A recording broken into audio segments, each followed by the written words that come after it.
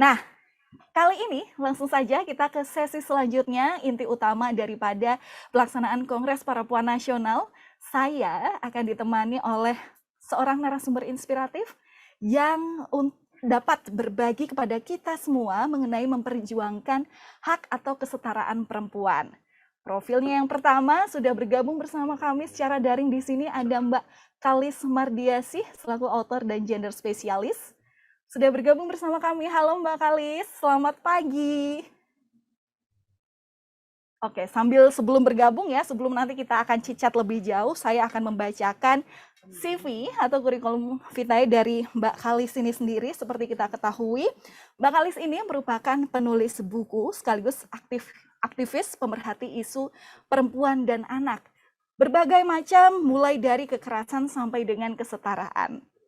Nah, semuanya ini ya, ini bisa dilihat nanti di screen yang akan kami sampaikan.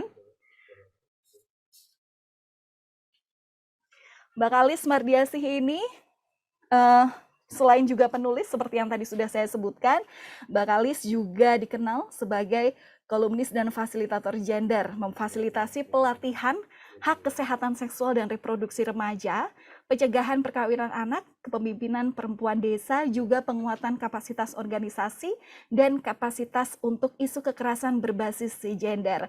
Sudah menulis 3 buku berjudul Muslimah yang diperdebatkan, Hijrah jangan jauh-jauh nanti nyasar, dan masih banyak lagi yang tentu bisa menjadi kemenarikan untuk kawan puan di sini. Untuk lebih jauh kita akan ngobrol dengan Mbak Kalis.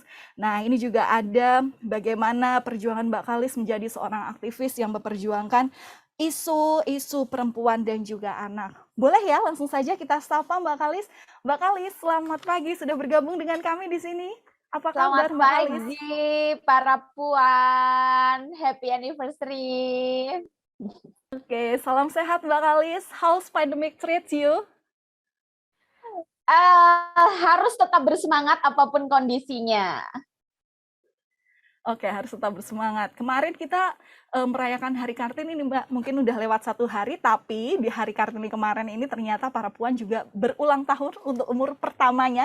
Meskipun masih seumur jagung ya, tapi tentu harapannya pasti selalu diungkapkan oleh seluruh perempuan Indonesia, apalagi para puan ini bisa menjadi wadah untuk terus teman-teman perempuan atau kawan puan cerita di Indonesia.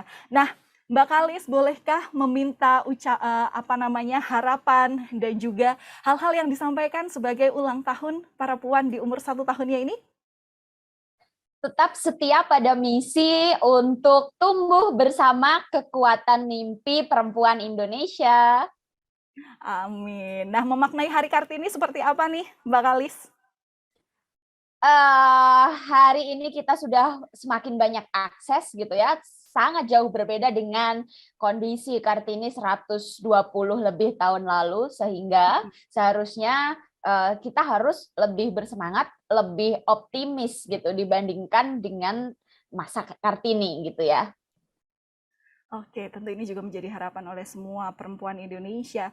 Bagaimana kita di masa modern ini kita bisa menjadi sosok perempuan yang membuat beragam terobosan begitu ya, yang mungkin bisa memperlihatkan seperti apa sih sebenarnya keajaiban dan juga semangat para perempuan itu sendiri di Indonesia. Nah, Mbak Kalis langsung aja nih kita ngobrol-ngobrol ya, mungkin sudah dari tadi banyak sekali kawan puan yang antusias untuk mendengarkan pandangan-pandangan atau pemikiran-pemikiran Mbak Kalis hingga saat ini. Nah, ini ya kita bicara soal isu yang mungkin lagi hangat-hangatnya, terutama setelah Undang-Undang TPKS atau tindak pidana kekerasan seksual kemarin diketok palu oleh DPR. Nah, seperti apa sih Mbak Kalis bisa merespon adanya hal-hal ini, termasuk juga UU TPKS disahkan, dan bagaimana sih kesetaraan perempuan di Indonesia perkembangannya sampai sejauh ini? Silahkan cerita dari Mbak Kalis. Hak untuk perlindungan, hak untuk mendapatkan rasa aman sebetulnya adalah hak paling asasi ya yang kita miliki gitu, harus dimiliki oleh semua manusia. Tetapi banyak yang bilang bahwa Undang-Undang Tindak Pidana Kekerasan Seksual itu hadiah nih untuk perempuan Indonesia gitu ya. Padahal Undang-Undang Tindak Pidana Kekerasan Seksual itu bukan hadiah gitu. Itu memang sudah seharusnya hak asasi yang harus dimiliki oleh perempuan, oleh anak perempuan, dan oleh semua orang ya di Indonesia, karena Undang-Undang Tindak Pidana Kekerasan Seksual ini tidak hanya melindungi perempuan dan anak perempuan saja, tetapi juga laki-laki dan anak laki-laki dan semua kelompok minoritas yang membutuhkan rasa aman itu. Nah, Undang-Undang Tindak Pidana Kekerasan Seksual ini ada di 4 elemen. Yang pertama adalah pencegahan kekerasan seksual, yang kedua adalah perlindungan akan rasa aman, yang ketiga adalah perlindungan dalam penanganan kasus, dan yang keempat adalah hak untuk pemulihan korban kekerasan seksual. Selama ini mungkin teman-teman sudah tahu gitu bahwa sebetulnya ada kok Mbak gitu ya, kalau pelaku kekerasan seksual, pelaku kekerasan dalam rumah tangga itu sejak dulu juga sudah dihukum, udah ada pidananya gitu. Nah, tetapi Undang-Undang Tindak Pidana Kekerasan Seksual ini hadir untuk melengkapi itu.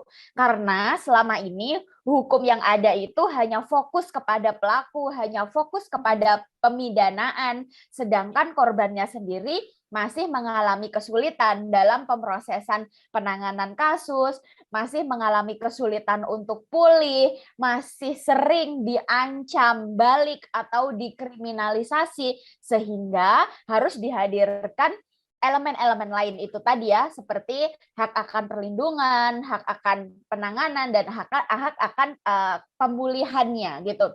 Baik yang bersifat kesehatan fisik maupun kesehatan psikologis, dan terlebih lagi Undang-Undang Tindak Pidana Kekerasan Seksual ini juga menjamin pemberdayaan ekonominya gitu. Jadi kalau korban kekerasan seksual selama ini dia jadi nggak bisa bekerja, dia kehilangan apapun gitu ya yang menyebabkan kerugian ekonomi dia, RUU TPKS ini hadir gitu untuk memberikan jaminan pemberdayaan sosial dan juga pemberdayaan ekonomi. So, kita semua harus bersyukur dan mengawal implementasinya. Karena dokumen aja nggak cukup tanpa kita manusianya ikut bersama-sama mengawal penegakan hukumnya gitu. Setuju Mbak Kalis. Jadi memang pengesahan Undang-Undang TPKS kemarin bukan menjadi hadiah, tapi ini bisa dikatakan sebagai tonggak awal penghapusan kekerasan seksual. Namun perjuangan dalam menghapus kekerasan seksual ini yang bisa disebut masih panjang. Begitu ya Mbak Kalis yang ingin tadi disampaikan ya? Betul banget, semua dari kita perempuan-perempuan juga harus berperan aktif dengan apa? Download dokumennya sekarang juga, baca secara komprehensif, hak-hak apa, hak-hak kamu yang dijamin dalam dokumen itu apa, bagaimana kamu bisa menempuh dan meminta hak-hak kamu di masa depan dan sebagainya gitu ya. Karena jangan sampai dokumen hanya jadi sekedar dokumen, tetapi tidak kamu manfaatkan sebagai subjek hukum aktif di Indonesia. Perempuan juga harus sadar hukum. Iya, yang jelas meskipun juga nanti PR-nya pemerintah adalah sosialisasi bagaimana aturan-aturan ini kepada seluruh elemen masyarakat, terutama perempuan, ini juga pasti yang perlu kita tuntut bersama adalah setelah diketoknya palu Undang-Undang TPKS ini, kita juga mungkin bisa diminta untuk peraturan pelaksanaannya, terutama yang menyangkut juga mengenai hukum acaranya, begitu ya Mbak Kalis. Nah, Mbak Kalis, sejauh ini mengenai isu kesetaraan perempuan, apa aja sih yang masih mengkhawatirkan? Wow, kalau talking about issue itu pasti sangat luas dan sangat beragam ya sayangnya gitu.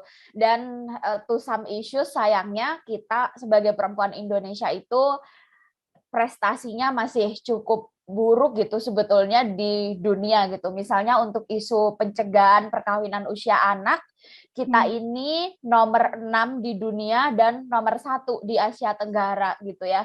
Dari data tahun 2016 kita nomor 8 di dunia, ternyata justru tahun 2022 ini prestasinya melorot lagi gitu. Jadi teman-teman, masih banyak perempuan-perempuan yang menikah di bawah usia 18 tahun, dan itu tidak hanya mungkin di luar Jawa aja atau mungkin di Indonesia Timur, enggak kayak gitu, di Jawa aja itu masih banyak. Dan ketika perempuan-perempuan ini masih menjadi korban pemaksaan perkawinan usia anak, itu berarti apa? Itu berarti dia secara otomatis juga terputus dari akses pendidikannya, dia terputus dari akses sosial, karena kan kalau usia anak udah menikah berarti dia kan udah nggak ngegaul lagi gitu ya, dia sibuk dengan urusan domestik, sibuk dengan urusan pengasuhan, padahal dia masih usia anak tetapi sudah menjadi ibu gitu. Jadi anak mengasuh anak gitu.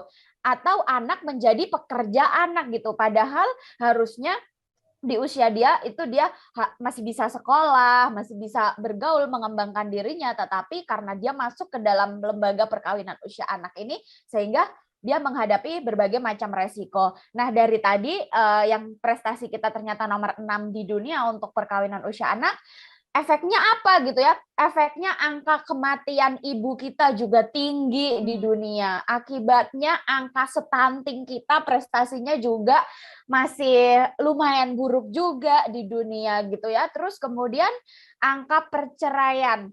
Jadi perceraian di Indonesia itu yang paling tinggi justru diajukan oleh dari perkawinan-perkawinan yang terjadi di usia anak ini gitu. Terus juga siklus kekerasan berbasis gender. Jadi karena kita aja gitu ya yang menikah usia dewasa aja, kita masih terus berproses gitu untuk mengatur bagaimana sih di dalam lembaga perkawinan ini agar tidak ada nilai-nilai kekerasan, agar tidak subur praktik kekerasan. Apalagi yang anak-anak gitu, yang dia belum merdeka, dia apa-apa harusnya masih menuntut orang tua dan sebagainya, tetapi dia menjalani relasi di dalam lembaga perkawinan. Akhirnya siklus kekerasan, baik itu kekerasan verbal, kekerasan psikis, kekerasan ekonomi, termasuk karena nggak bisa memproduksi sumber daya ekonomi sendiri, dan juga kekerasan fisik itu terus berlangsung juga. Belum lagi siklus kemiskinan perempuan gitu ya. Karena belum berdaya udah masuk ke lembaga perkawinan. Akhirnya dia menyumbang angka yang sangat tinggi kepada siklus kemiskinan perempuan gitu. Jadi baru tadi ya, baru satu tema aja nih untuk perkawinan usia anak, ternyata efeknya banyak banget. Kita belum bicara tentang angka gap gitu, lama masa sekolah anak perempuan dan anak laki-laki yang ternyata juga gapnya masih jauh. Kita belum membahas kesehatan perempuan. Yang disebut kesehatan perempuan ini mulai dari bayi, mulai dari usia remaja, perempuan dewasa, kemudian urusan perempuan pasca kehamilan dan lain-lain, itu juga kita masih struggling banget di situ. Ibaratnya memberikan pendidikan kesehatan reproduksi dan seksualitas aja sampai hari ini di Indonesia masih belum berhasil kita masuk ke sekolah-sekolah. Padahal udah diperjuangkan dari tahun 70-an. Ketika kita mau bicara pendidikan seks masih difitnah. Ini pasti ngajarin seks bebas. Ini pasti mau bagi-bagiin kondom gratis dan lain-lain. Kayak gitu. Jadi so many problem gitu ya. Sehingga jangan menyepelekan kayak gini ya. Kan ada banyak yang bilang ini udah 100 tahun nih dari era Kartini. Perempuan-perempuan udah bisa sekolah semua, siapa bilang gitu. Perempuan-perempuan udah bisa kerja semua di ruang publik, siapa bilang gitu ya. Jadi datanya soalnya nggak ngomong kayak gitu. Bahkan tadi aku ngecek nih di parapuan.co, artikel eksklusif yang naik di Hari Kartini kemarin itu adalah mengenal preeklamsia, yaitu satu penyakit pendarahan yang dialami perempuan saat melahirkan yang menyebabkan Kartini meninggal seminggu setelah melahirkan gitu kan.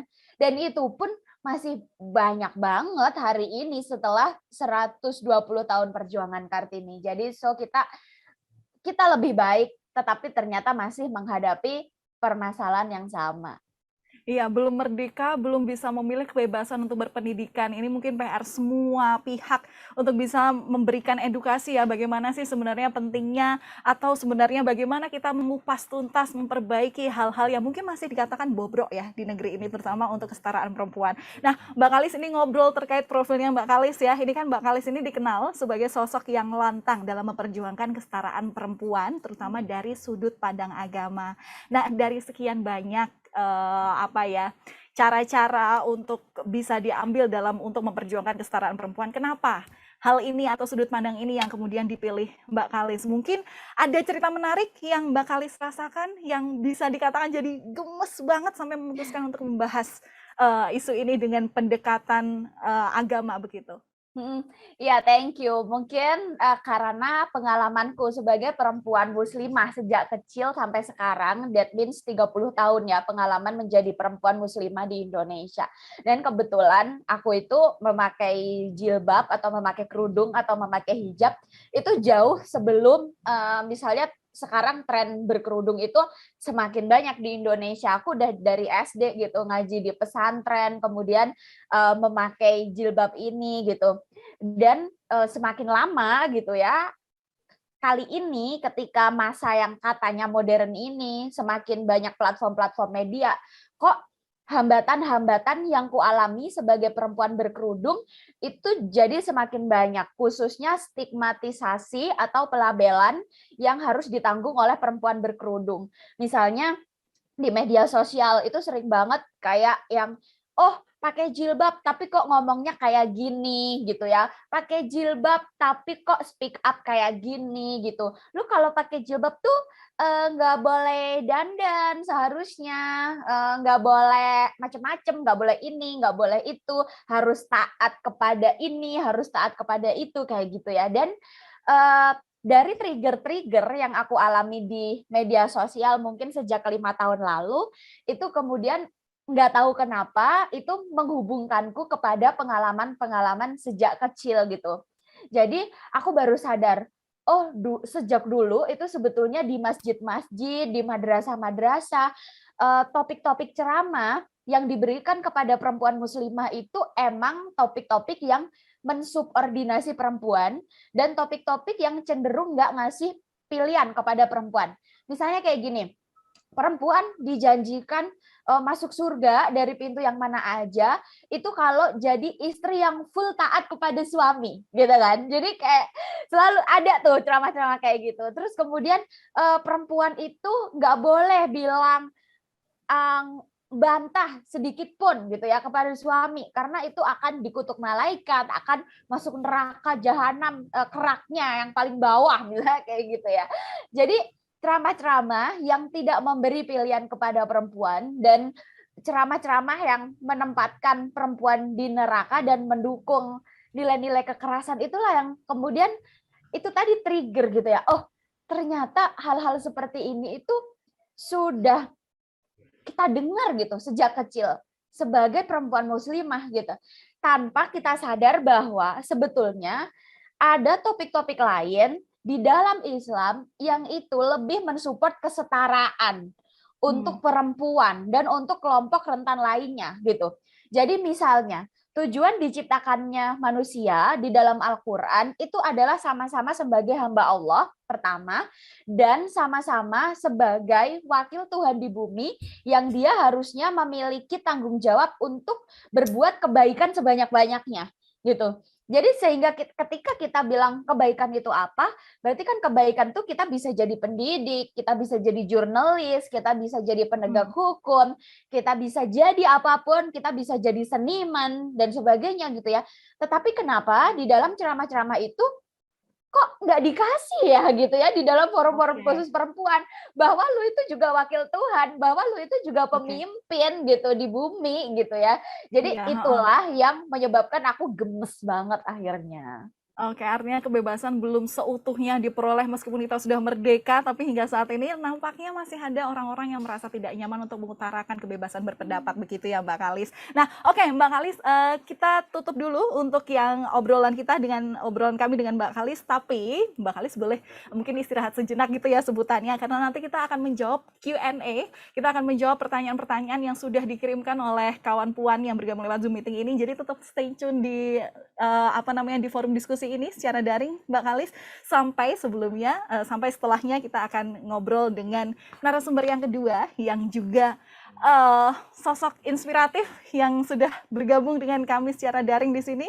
Ada Cantika Abigail. Selamat pagi Cantika, apa kabar?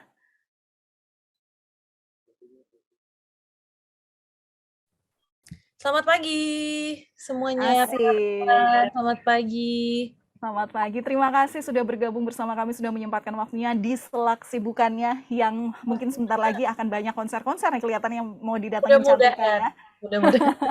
Oke, Cantika, selamat Hari Kartini. Semoga semangat Kartini selalu ada di benak Cantika. Jadi apa yang mau disampaikan dalam peringatan Hari Kartini ini? Secara singkat saja. Selamat Hari Kartini buat semua para puan, masih banyak dan masih panjang perjuangan kita semua. Oke, jadi kalau misalnya boleh menceritakan sedikit tentang bagaimana sih prestasi dan juga keterlibatan Cantika dalam hal atau dalam isu perempuan di Indonesia ini, di mana seperti yang kita ketahui di samping sebagai seorang musisi, ternyata ada geliat-geliat yang tentu patut kita apresiasi karena cara unik untuk menyampaikan kesetaraan perempuan ini diambil lewat lagu. Mungkin aku juga ngefans sama lagunya yang berjudul ini nih, Your Loss. Jadi gimana itu membuktikan bahwa perempuan ternyata nggak sama laki-laki juga tetap bisa utuh, tetap bisa berekspresi, tetap bisa ceria ya gitu ya Mbak Cantika. Oke, Cantika, mungkin kita bisa sambil lihat dulu nih, ini adalah prestasi-prestasi daripada Cantika Abigail yang mungkin kita sudah tahu nih, semua kawan puan yang gabung di Zoom meeting kali ini sudah ngefans berat sama Cantika ya. Terima kasih, makanya sekali lagi tadi kami ucapkan mewakili tim para puan, Cantika sudah meluangkan waktunya untuk sama-sama kita bertukar pikiran, bertukar ya mungkin ide-ide yang lainnya yang mungkin bisa saat ini sebagai tonggak masyarakat atau perempuan di Indonesia untuk bisa lebih berani lagi berekspresi, lebih berani lagi mengutarakan pendapat. Langsung saja kita mulai diskusi hari ini ya, Cantika, pagi ini. Nah, ini kan terkait isu kesetaraan perempuan. Ini kan kayak kalau misalnya kita lihat nih, masih ada saja orang yang gagal paham sama kesetaraan perempuan. Nah, misalnya, contohnya ada teman laki-laki saya ini yang pernah mempertanyakan, kenapa sih di KRL justru ada gerbong khusus perempuan, kenapa nggak ada khusus laki-laki? Terus juga di beberapa occasion ini kayak perempuan didahulukan ketimbang laki-laki. Nah, menurut Cantika, kesetaraan perempuan itu bentuk dan contoh realnya seperti apa sih?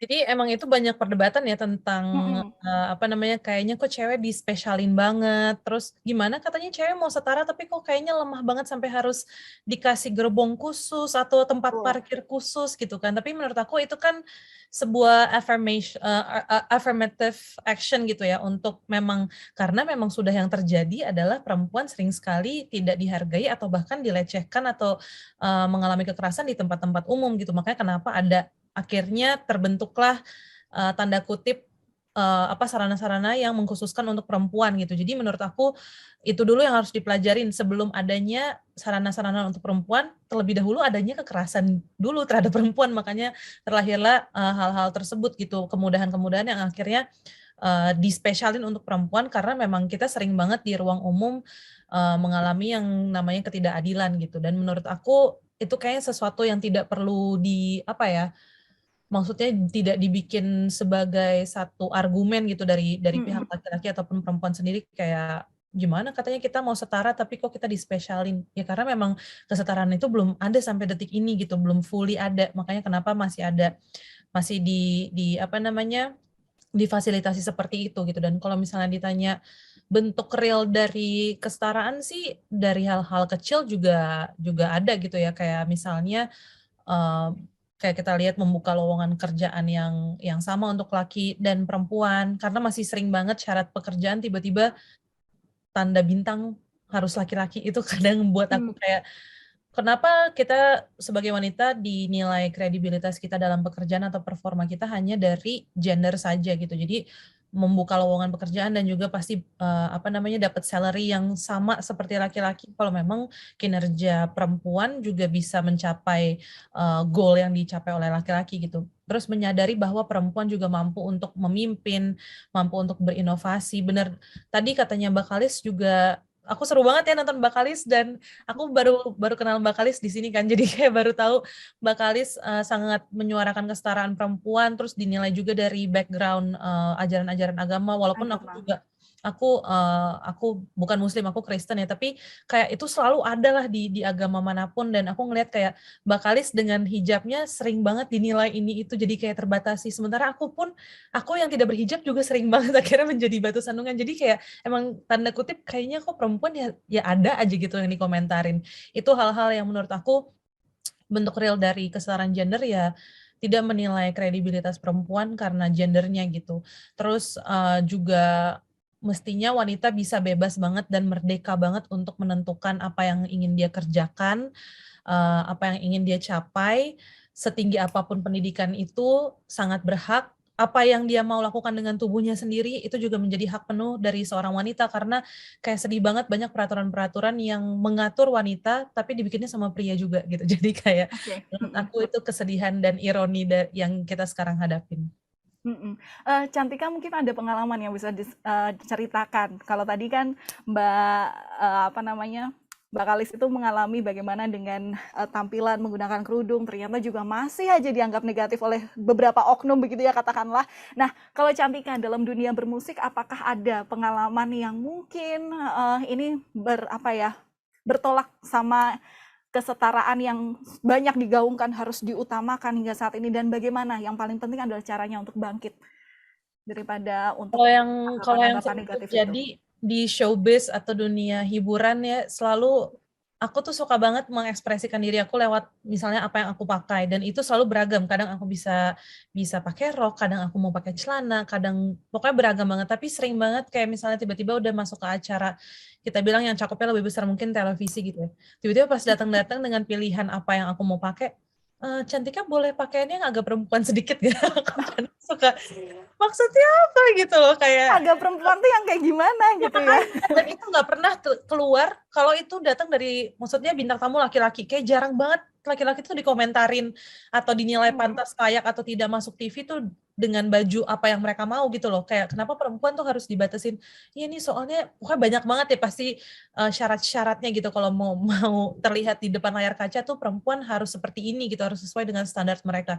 Itu yang kadang aku suka sering alamin dan buat aku sangat menyedihkan, karena jadinya ujung-ujungnya kalau misalnya nggak ketemu sering ada argumen tuh, dan aku tipe yang nggak takut lagi sama argumen. Jadi aku Oke. kadang suka aku ya tabrak aja gitu, maksudnya kayak ya kenapa, ini juga perempuan, gue sebagai identitas wanita aku bukan dilihat dari pakaian gitu kan, tapi kan dari dalam diri aku sendiri gitu. Jadi gimana bangkitnya, untung aku bukan tipe yang mudah untuk apa ya, langsung down atau langsung sedih. Kalau aku justru itu menjadi kayak dikasih bensin lagi untuk Oke. mendobrak stigma-stigma dan juga boundaries yang menurut aku tidak esensial gitu loh. Itu mungkin satu. Terus kedua, di lain kesempatan lagi atau di lain occasion lagi serba salah lagi. Misalnya aku pakai pakaian yang buat aku nyaman, atau I wanna show my skin a little bit gitu, atau lagi pengen terlihat seksi aja, tiba-tiba jadi dapat perlakuan yang kurang ajar dari kaum pria gitu, misalnya DM yang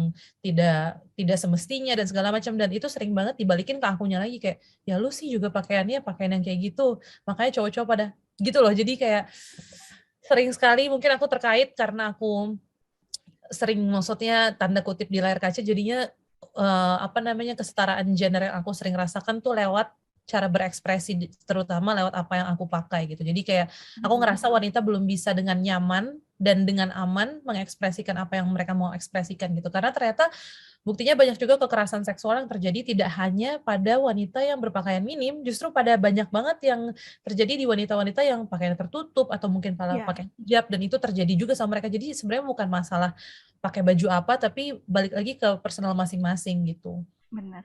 Nah, Cantika, ini kan campaign para puan tahun ini adalah kamu didengar gitu kan. Nah, kita mengambil contoh dari banyaknya perempuan Indonesia yang mungkin sampai dengan saat ini belum menemukan ruang aman untuk bersuara dan didengarkan.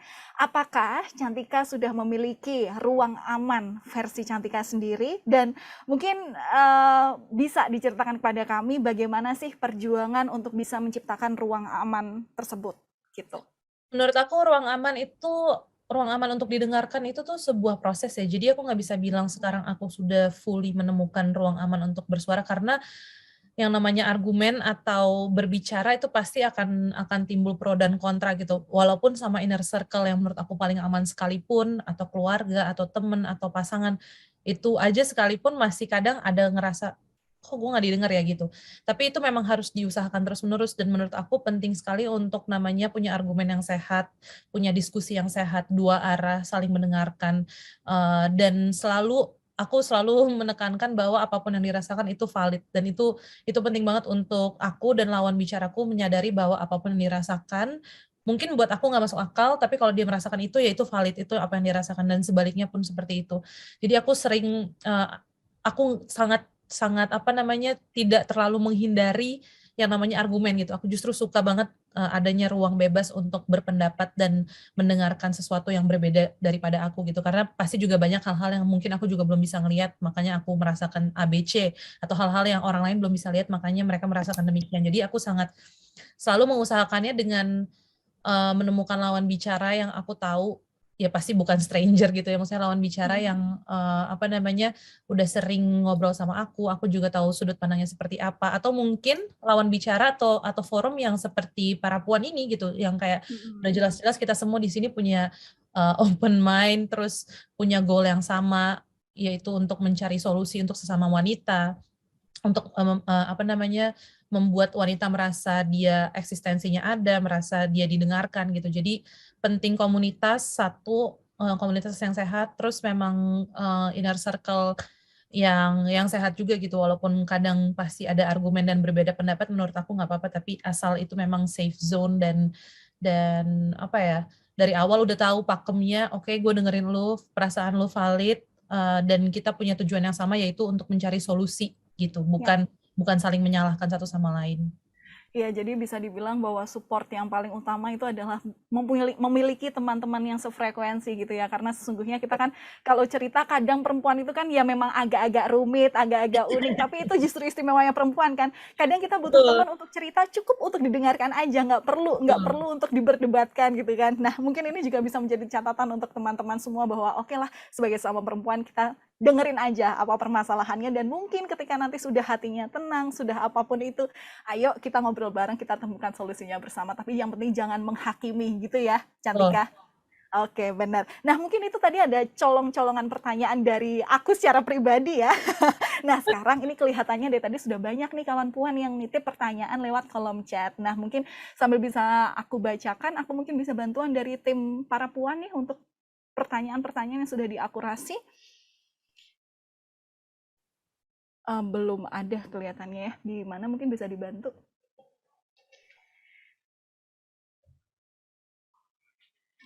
Oke, ini dia pertanyaannya dari Luna Septalisa Pratiwi dari Yogyakarta. Ini pertanyaannya untuk Mbak Kalis. Sebelumnya aku juga kembali mengundang Mbak Kalis ya untuk bergabung bersama kami. Sekalian mungkin tadi Cantika juga baru kenal di sini, bisa saling tektokan, nanti mungkin ada pertanyaan. Meskipun ada satu pertanyaan mungkin dari, kalau pertanyaan untuk Mbak Kalis, Mbak Cantika boleh juga untuk ngerespon ya. Nah, ini pertanyaannya ditujukan untuk Mbak Kalis kali pertama ya. Kesetaraan gender akan menimbulkan pergeseran nilai budaya dalam kehidupan sosial maupun ranah privat seperti ranah privat seperti apa ini ya? Karena ada sebagian pihak yang masih khawatir, takut kalau kesetaraan gender akan membuat perempuan kebablasan sehingga meninggalkan peran dan tanggung jawabnya sebagai istri dan ibu. Silakan Mbak Kalis untuk dijawab. Bisa dibantu untuk unmute?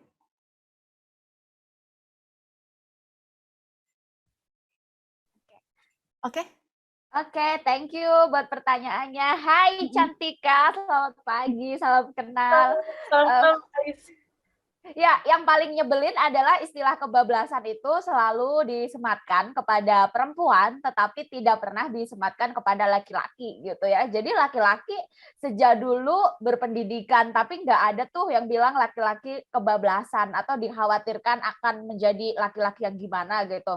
Laki-laki sejak dulu berkiprah di ruang publik, tetapi nggak ada gitu ya, dia akan dicurigai kebablasan atau tidak menjadi suami yang baik atau tidak menjadi ayah yang baik untuk anak-anaknya. Seolah-olah tanggung jawab di ruang domestik itu adalah tanggung jawab istri, garis miring ibu saja gitu ya. Jadi kalau ibu yang pergi ke ruang publik, apakah dia menjadi istri yang baik, apakah dia menjadi ibu yang baik. Sedangkan bapaknya gimana? Kok bapaknya nggak pernah ditanya?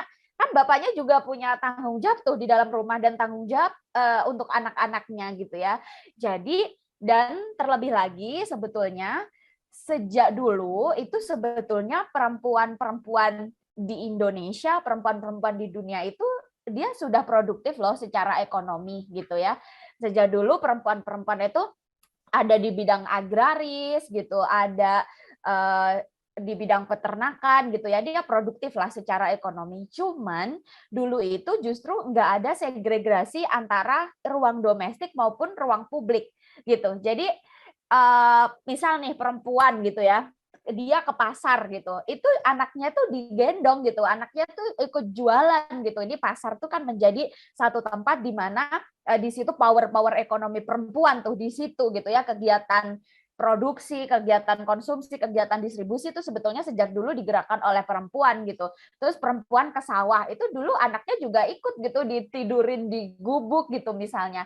Nah, masalahnya adalah tantangan kita sebenarnya sekarang ada pada ruang publik yang seolah-olah itu tidak memberi kebebasan kepada perempuan untuk bergerak lebih dinamis gitu. Jadi karena misalnya ketika perempuan di kantor gitu ya, ya tidak ada ruang laktasinya gitu. Ketika perempuan ngajar di sekolah tidak ada ruang laktasinya gitu. Jadi seolah-olah perempuan yang ngantor itu kemudian perempuan yang nggak baik karena oh itu berarti udah nggak ASI ya anaknya. Oh itu berarti anaknya udah nggak ditemenin ya, karena sebetulnya ruang publiknya yang nggak mendukung.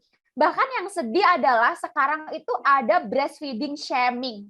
Jadi ibu-ibu itu yang mau menyusui anaknya itu seolah-olah payudara perempuan ini itu dianggap sebagai objek pornografi aja.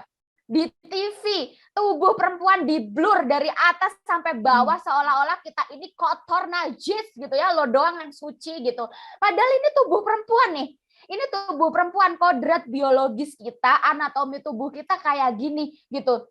Lu kenapa sih takut sama tonggolan payudara doang gitu kan? Ini tuh udah dari dulu kayak gini kita gitu. Perempuan yang mau menyusui gitu ya, emang payudara itu buat menyusui, kemudian diobjektifikasi, dibilang nggak elok gitu. Bahkan dulu kalau misalnya kita ke puskesmas, kita ke bidan, kita ke rumah sakit, itu kan biasa banget ya, ada campaign ibu menyusui itu ya udah ada patung ibu-ibu atau gambar ibu-ibu itu kayak payudaranya tuh kelihatan gitu. Jadi ibu-ibu tuh bangga menyusui anaknya. Karena itu adalah sumber makanan utama loh. Bayi itu bisa hidup gara-gara netek dari payudara ibunya. Tapi sekarang itu kayak yang justru ya, yang sedih banget, ibu-ibu kayak pas anaknya cranky, anaknya kelaparan, keausan, minta minum, justru dibentak-bentak sama ibunya. Nah, nanti dulu ini masih di ruang publik, ini masih di stasiun, masih di mana-mana. Gara-gara apa? Gara-gara ibunya takut di-shaming sama publik, dianggap ngumbar aurat. Itu sedih banget gitu. Ya, ya. Ini kayak yang disampaikan Cantika tadi waktu bertukar pikiran soal aduh sekarang ini ya yang permasalahan tuh sebenarnya bukan gimana baju yang dipakai perempuan dan juga bukan perkara apapun yang bisa dilihat dari keindahan perempuan itu sendiri, tapi bagaimana pemikiran daripada personality orang-orang yang berkomentar seperti itu. Oke. Nah, pertanyaan sudah dijawab dari Mbak Kalis. Mbak Cantika, kelihatannya kita langsung bacakan pertanyaannya yang memang sudah ditujukan untuk Cantika ya pagi hari ini.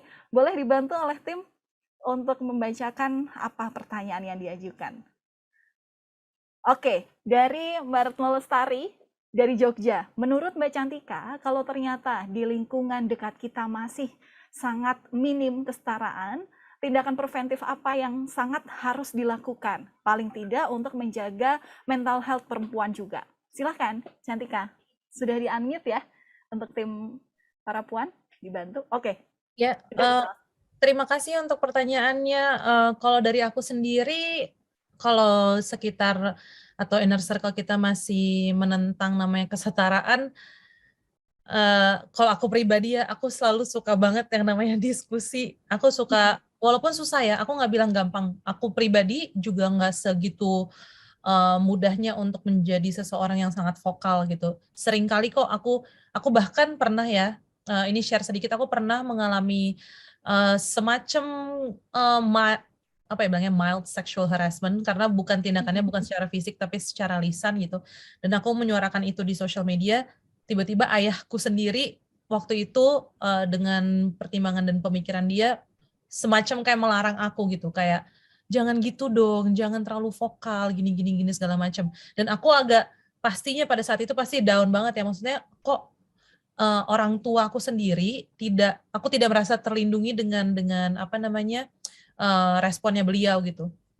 Tapi gimana caranya, aku tahu banget ini harus dibenahi gitu, bukan sesuatu yang aku harus diemin, dan bukan berarti aku kurang ajar dengan ayahku, tapi aku mengajak berdiskusi. Aku bilang bahwa di sini aku korbannya dan aku hanya perlu merasa didengar dan divalidasi apa yang aku rasakan gitu. Plus dengan aku share itu di sosial media aku, ternyata itu membuka ruang lagi untuk orang-orang yang nggak berani ngomong tadinya gitu. Bahkan mereka yang tadinya mengalami lebih parah daripada aku, yang nggak berani ngomong, akhirnya jadi mulai membuka topik atau pembicaraan dengan orang tua mereka, atau bahkan berani untuk mengkonfront pelakunya gitu. Jadi justru lebih banyak efek baiknya ketika kita mulai mau untuk berbicara gitu. Walaupun memang susah, walaupun nantinya akan menemukan argumen atau bentrokan, setidaknya topik itu atau pembicaraan itu mulai dibuka. Karena mau sampai kapanpun kalau kita tutup-tutup terus hanya berkedok, ya sopan soalnya sama orang tua, atau sopan soalnya sama orang terdekat karena nggak mau melukai perasaan mereka, tapi tidak mendidik sama sekali dan tidak menjadi solusi gitu menurut aku. Jadi penting sekali untuk dibuka mulai topik-topik yang tanda kutip sensitif atau mungkin tadinya dipikir sama orang-orang sekitar kita tabu atau ih kok cewek terlalu vokal banget ya gitu.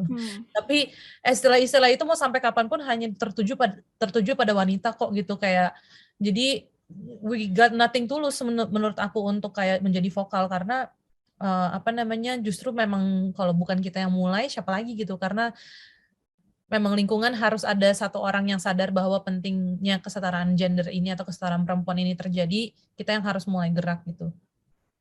Oke, terima kasih atas sudah berbagi informasi, sudah berbagi pandangan Mbak Kalis dan juga Cantika. Ternyata kalau misalnya waktu ini tidak terbatas, mungkin bisa sampai sore nanti ya kita bakal sharing, apalagi isu perempuan ini tuh menarik sekali untuk dibahas dan menjadi edukasi penting. Terutama tadi Cantika bilang bahwa senang sekali diskusi, dan ketika ada ruang seperti ini adalah bisa mempunyai kebebasan untuk bersuara gitu ya Cantika. Ya. Nah, maaf banget sekali lagi untuk kawan puan yang mungkin untuk kesempatan kali ini pertanyaan-pertanyaannya belum bisa kami ajukan ke dua narasumber hebat kita, dua narasumber kece kita hari ini.